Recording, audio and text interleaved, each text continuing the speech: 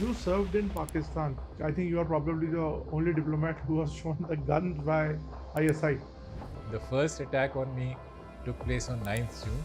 Second attack took place on 16th June. I had 3 guns pointed at me, one at point blank range on my temple, 2 across the bonnet with my wife and 2 children at the back. This was 9th June.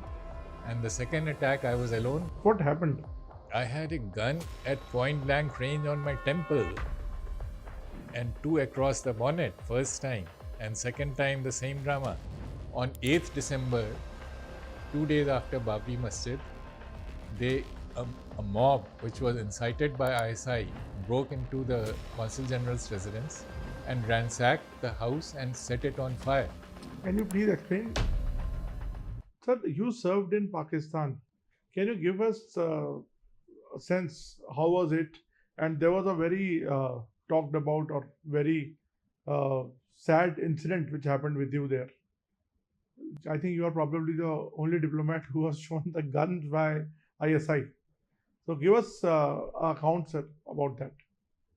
This happened in June 92, and the immediate background was Operation Cleanup. This was the first military operation launched by Pakistan Army against the Muhajirs who created Pakistan. And 40 years down the line, they became the victim of military operations by Pakistan Army.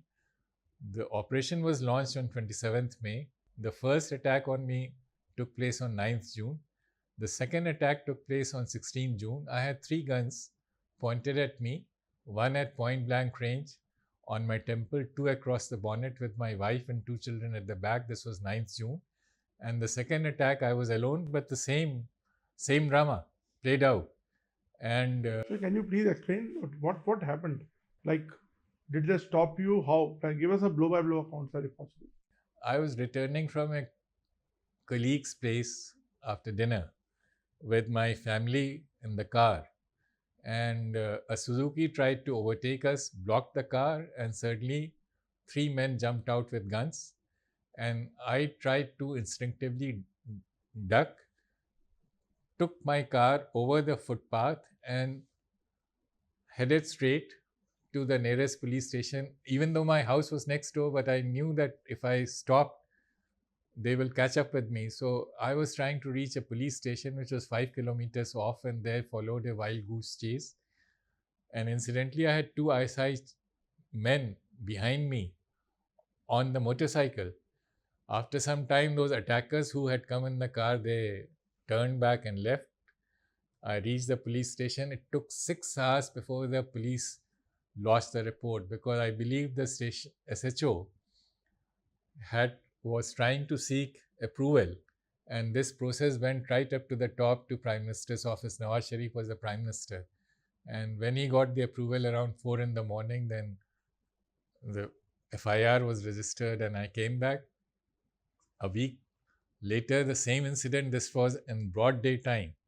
So as High Commissioner Lamba, who came after the second incident, said, Dinkar, they were trying to show you they can do this at any time.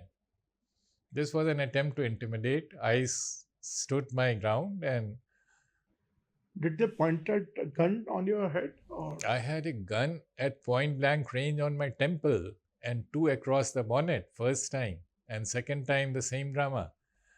And I was driving.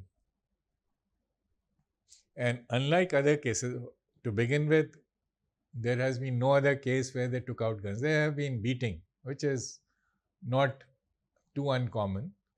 But after any such incident, the diplomat was brought back. I stayed at my post. Why? High Commissioner Lamba, when he came after the second incident, he's no more, and I have great regards for him. He called me and my wife to his hotel suite, and he said, Dinkar, I have a request to convey to you, and the request is from Foreign Secretary, who was Mr. Jain Dikshit. And the request was, don't ask for a transfer, because if you ask for a transfer, we'll have to give you the transfer, but it will give the Pakistanis a wrong signal. And I said, sir, I'm not asking for a transfer. It's part of my occupational hazard. But it's no part of my wife's occupational hazard. And even